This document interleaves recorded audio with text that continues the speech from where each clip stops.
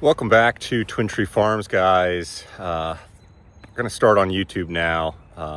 We've been making videos on Facebook for quite some time, and I figure it might be better for people to follow along on YouTube, more searchable, and it'll also kind of have all the videos consolidated in one spot. So I'm going to get you guys flipped around here, and we are going to go through the fig orchard update for this weekend. So it's Sunday, May 24th, and the orchard is looking pretty good overall. Got all of the varieties organized. You will see that we have all of the pavers here as 24 by 24 pavers now, which was a big upgrade from the 12 by 12s that were kind of mixed in here and there. Some of you guys might not have followed on Facebook, but yeah, so the reason we're going from 12 by 12s to 24 squares is because of these 20-gallon pots here. These are going to be the end-all pots for my mother trees. I have 5 of these 20s mixed in. The 5 largest trees last year got them. Colasanti Dark is my biggest trunked tree currently. But yeah, all of these varieties, all of these pots will be those same 20s, 20 gallons. Here, hopefully by the end of summer. It's going to be a big expense. Just get them all switched over with the dirt and the cost of the pots. The pots are about $17 each. It's $16.50, something like that. So yeah, and then you put 14 something dollars worth of dirt in, and I've got 47 fig trees that are not in 20-gallon pots. 47 individual varieties. These 3 rows are all individual mother trees, or what will become mother trees for myself. Over here we have the pomegranates. I got them moved over into this corner, kind of keep them together. I wasn't crazy about the way that they were taking up half of this first row, so got them all pushed over to this side, which is fine. And then I have some trees that I'm going to grow out because I constantly have people asking for older trees, larger trees. So what we'll see here, though, one thing to point out is a lot of these trees are 1 year old. Now, Colasanti Dark, Strawberry Verte, there are some older trees mixed in, but the Chicago Hardy, the Sasak, this Carmelitana, look at the trunk on this Carmelitana. That's a 1 year old tree now this spring. That was a cutting last year. It got to 9.5 feet tall. Bourgeois Noir, again, very large trunk, 1 year old tree. Really, really growing out well. You will see also that I got the fertigation line up and out of the dirt. I put it over this front edge of the pavers here, and I used, these are fabric, weed fabric staples. They're like 8-inch long staples. And I put them to hold it all in line, and it'll hopefully make weed trimming easier. Here's some of those staples.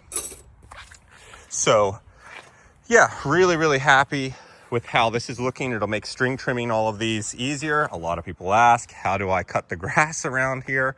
It is with a weed whacker. I have a bicycle handle weed whacker, and I just zip around all these pavers. I would like to find a push mower to kind of push mow these center strips, but it's okay with time. Got several new varieties at DMV Spring Fig Fest. Del Salami Gran, Portugal 80, Pastilliere. Some of these are varieties that I didn't have that I'm growing out from cuttings. I got 7 new varieties that I started as cuttings. One that I'm super excited about is Chincoteague Celeste. I have 2 of those back there because I'm undecided on which one I'm going to keep. And I think there's Chincoteague Celeste there. So I'm going to have several of those. I don't want to lose that variety. I was able to harvest a couple cuttings from the mother tree myself on Chincoteague Island. But all of these trees are looking really, really good. The Srandino is looking pretty good. This is LSU Gold. This is I guess technically this will be a 2-year-old tree this year. No, this is not. This is Prosciutto. Sorry, this is Prosciutto. It will be a 2-year-old tree this year. LSU Gold is back here. It's that tree right there. Robert's Golden Rainbow taking off, growing like crazy. I'm still undecided on what I'm going to do with this tree. I may try and air layer this center trunk out of this and keep this as my mother tree, this air layer. I would put like a 3-gallon pot in here. I'm just not like, I'm not crazy about how low it is, I guess. And this top, I really like the shape of this top. This tree has put on a significant amount of growth already this year. It's going to be crazy, but you can see it has figlets starting the whole way, or on almost all of these leaf nodes already. So yeah, super excited about that. But the system is coming along. My whole goal here is to kind of make this a destination. I want people to be able to come over and visit and enjoy what we have going on here. It's going to be super cool. Again, some folks probably will ask, why are some of these pots tilted? It's because the trunks are kind of growing on an angle in the pots.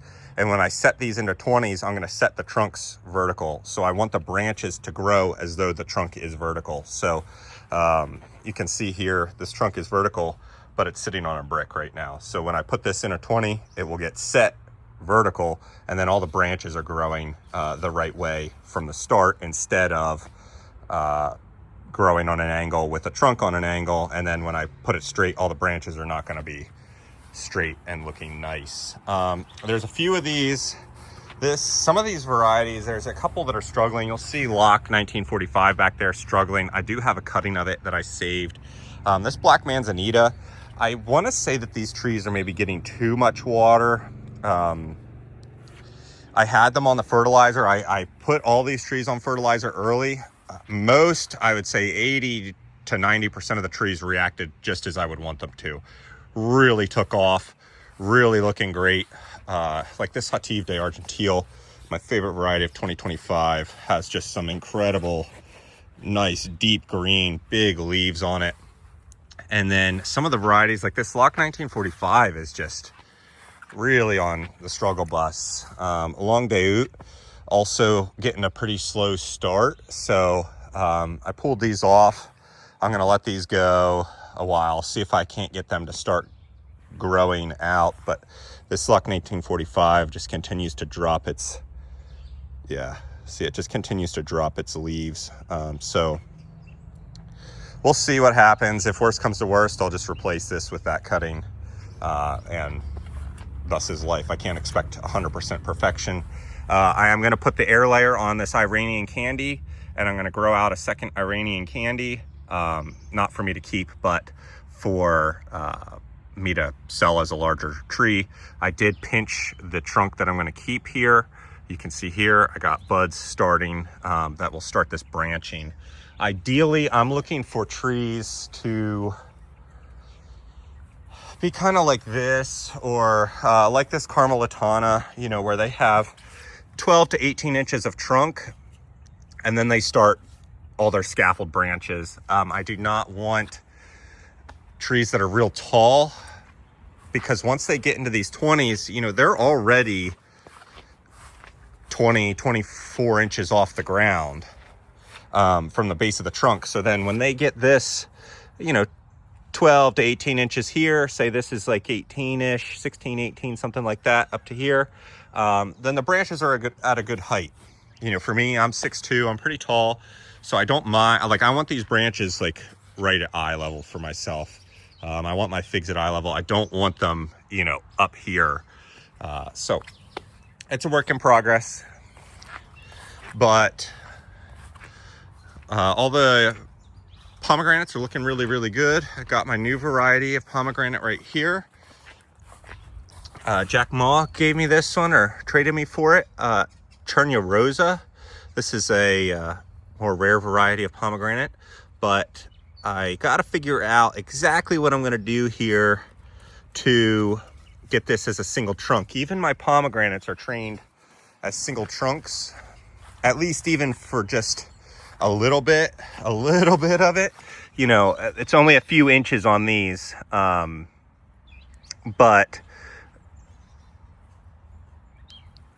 you know, like you can see it's just 1 or 2 inches. You know, it's not a lot, but these pomegranates tend to grow as shrubs.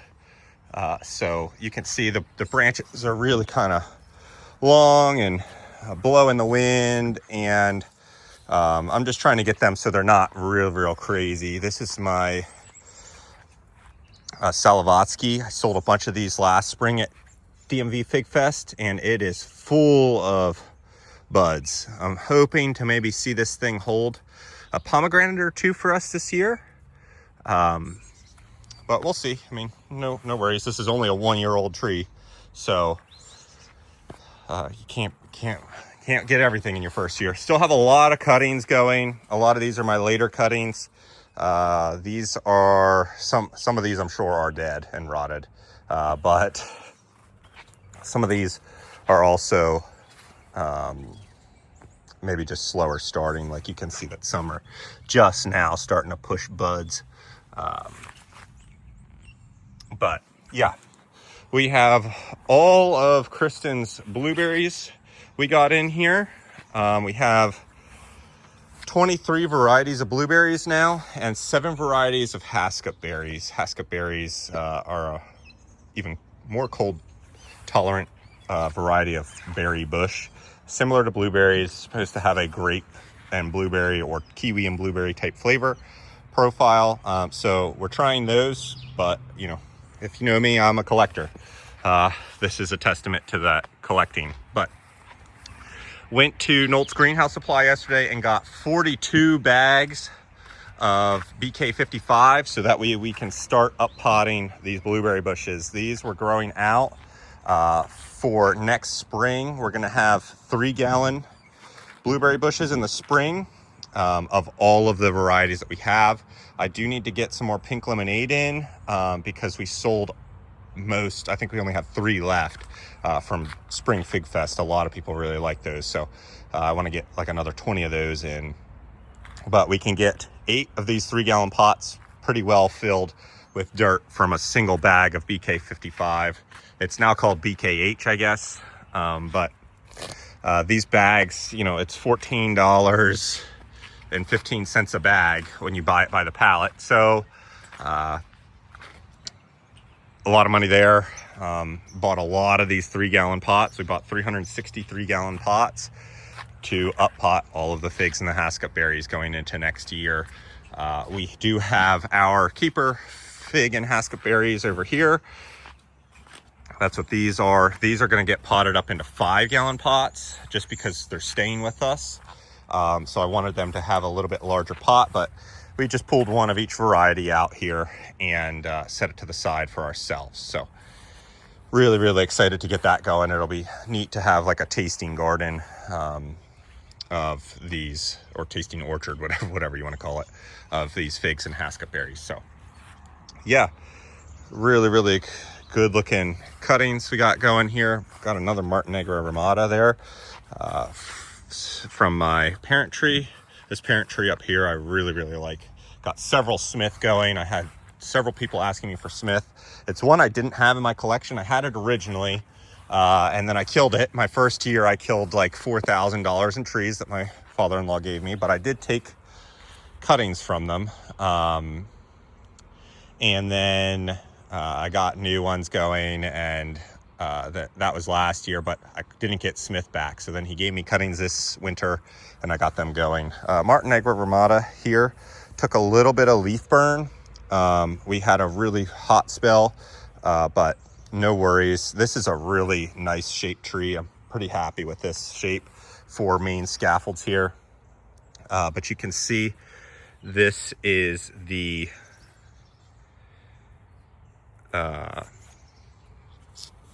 variegated leaves. So I was talking to some people. I sold 2 Montenegro Ramadas at Spring Fig Fest and was describing the variegated leaves. That is kind of what they look like. It's a little hard to tell on the camera, but you can definitely see this lighter section, and it follows this main vein. And this is not fig mosaic virus or anything like that. I have confirmed this with other growers that like this one, you can just see a little bit there of variegation. Some have more than others, but So the figs are variegated and the leaves are variegated, but these leaves do not burn in general when with the variegation. It's not like Jolly Tiger or something of that nature with the white. These are just a lighter green. It was just we went from like 70 to 90 something in a day, and the trees, even Robert's Golden Rainbow has some leaf burn. A lot of these trees took a little leaf burn. Strawberry Verte, favorite variety of 2024, looking good, starting to come on now. I do believe it's harder for these trees to push new growth out of old wood. So yeah, got a really nice fat trunk on this guy. And yeah, we're looking really, really good overall. Pretty happy with how everything's coming along. Yeah, you can see leaf burn up here, but yeah, don't want to drag this on too long. If you guys have any questions, feel free to ask. I'm always happy to help however I can. I did get with Nolt's Greenhouse Supply. A lot of people ask me about how to buy this fertigation system. So I have a order sheet, like an estimate basically, put together that I got with them yesterday. It comes out to $227 without shipping or tax, I believe. And that includes your timer. It does not include a fertilizer, whatever water soluble fertilizer. I figured we would not want to ship that, or you wouldn't want to get that shipped just because of the weight and the cost associated with shipping it. But yeah, it has 100 feet of this 3/4 inch blue line tubing, and it is set up. It has enough connectors to make a 4 trident shape. Has your siphon for your fertilizer concentrate, has your 2 hose whips, 6-foot hose whips, has your hose adapter, orchard tubing to hose adapter, has all your nipples, it has your punch gun, it has your 100 pack of sprayers, a pack of nipples. So it is a complete set to set up a fertigation system like this, and it will have 100 feet. I bought 500 feet of the blue orchard tubing, and I still have a significant amount left, but I didn't think that most people would need that much. That's why we only went with 100. You can always upgrade to the 500, but save on some expense if you don't necessarily need 500 feet of blue orchard tubing. So yeah, really, really happy overall. This is gonna look great, especially when this is all trimmed up and all these pavers are edged. It really, really is looking sharp. But we've been getting rain for the last 4 days straight here, so no string trimming today. But hope you guys enjoyed this week's update, and at the latest, we'll see you guys next weekend.